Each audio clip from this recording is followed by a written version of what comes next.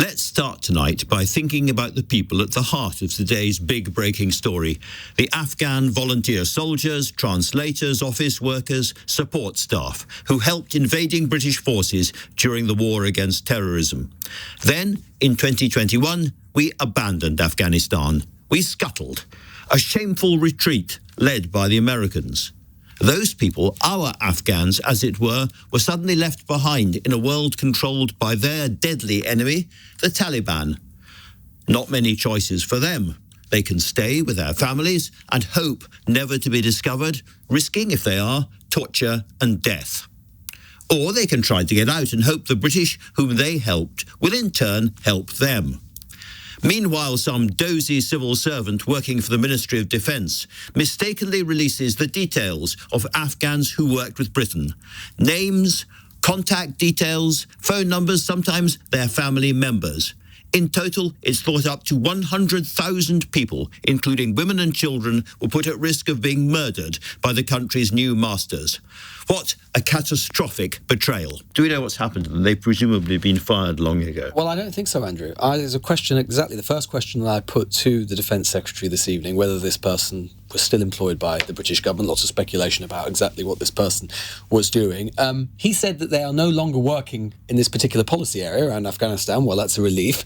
But it's clear to me from his answers that this man, this person, woman, this person, is still being employed by the British government. So we have 100,000 Afghans being put at potentially lethal risk. We've got a public bill potentially running into the billions of pounds, at the very least 800 million, and a constitutionally precedent-defying super injunction that could have a massive effect on the way our democracy works for years to come, and not a single person, as far as we know, has lost their job over it. It's not really for me, I think, to start to identify, expose the individual that the investigations at the time underlined had mistakenly sent this spreadsheet in error. Can you tell us whether they're still in the employ of the British government? They are no longer doing the same job on the Afghan brief. But they're still employed by the British government. And this is, in the end, this is bigger than the actions of a single individual. So and for me as Defence Secretary, now, in this government, my biggest concern and my first focus coming into government was to try and get a grip of something that was entirely unprecedented. I understand, and I do want to turn to those bigger issues, believe me. But I do think listeners will be interested. This has obviously been, by your own admission, this was a serious departmental error. It has had profound and grave consequences right up to and including risk to life. That was the entire basis that your department sought and secured the super injunction. And you're telling me that that person is still being employed? They weren't fired? So, first of all, the super injunction covered any of these questions. Yes. Right? So now we can finally talk about them. And accountability, transparency starts today. And it starts today because of the actions I've been taking during this course of this last year as Defence Secretary in the new government. Has anyone been fired? To get to grips with the situation. Has anyone lost their job as a result of this? Look, I'm actually not going to get into the personnel matters. I do think people listening, Defence Secretary, I mean, your colleague, the Culture Secretary, Lisa Nandy, the other day called for people to lose their jobs at the BBC because of a broadcast by Bob Villan. I would think, however serious that might be, I think a lot of people listening to this would consider that a situation where a huge amount of public money has been spent as a result of this, thousands of people have had their lives uprooted, there has been a constitutionally defying super injunction that has never been applied in a situation like that before, and we don't know what consequences that might have, and more germanely, 100,000 people up to have potentially been put at risk. That's your own department's assessment, and no one's lost their job. So you have just made the case for the deep complexity of this situation. No, I think that's a very straightforward situation. Well, let me finish if you don't mind. And that requires the scrutiny that has not been able to be brought to this. It requires accountability that's not been brought to this. And I have to say, look, under that previous government, when you had ministers in the last government alerted to this data breach, they could have chosen accountability, but they chose an injunction. And I'm asking you. And you've had that subject. Indeed, I have. And I have for this period. And today we're able to start that process of looking into those complexities, Yes. and then starting to judge whether and in what ways people should be held to account. It's not that complex, Secretary of State. A catastrophic error was committed with catastrophic consequences. So I'm just going to ask one more time. We've had 2 years to get an answer to this question. Has anybody lost their job? Do you think, let me put it another way, should someone lose their job over this?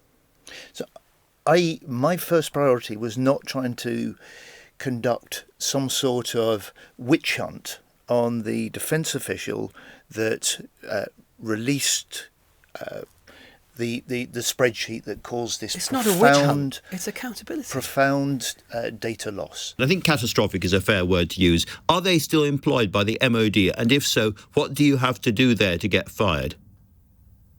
Well, our assessment, looking back on what is available, because not all the information from the last government is available to a new government, as you will know, due to the protocols of not sharing advice given to a former minister to a current one, means that our focus has been quite correctly on what is happening today, rather than the consequences of re-litigating effectively what happened in 2022. Our assessment is, to be honest, Luke, that sounds astonishing. Oh, absolutely. This is an unprecedented and really serious data leak. But our understanding from at the time, the investigation that the Metropolitan Police, when they looked into this matter, they concluded that no criminal investigation was required, that it was accidental. My word, it's had serious consequences. Yeah, but it was accidental. This person is still working with you today. There is a sense the Ministry of Defence in particular has a series of failures and nobody seems ever to be held accountable for them. Well, look, in defence of ministers, I feel a bit of lawyer-itis here, that they've been told not to say anything about a particular individual.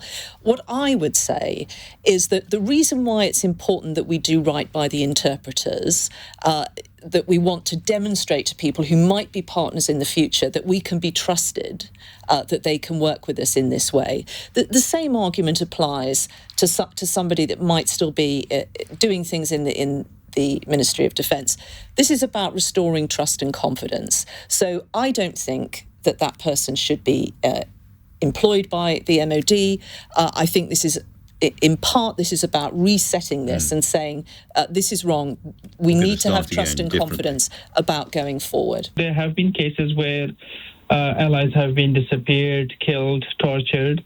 For months they were put in prison, beaten, ransom money was taken from the family, and they were threatened not to come out and speak to the media or report it anywhere. We didn't know how the Taliban are finding these people. Now with this leak, we have it's bringing the picture together that the information that the Taliban were easily targeting these people, they had access to that information, and however they got it, they have got it.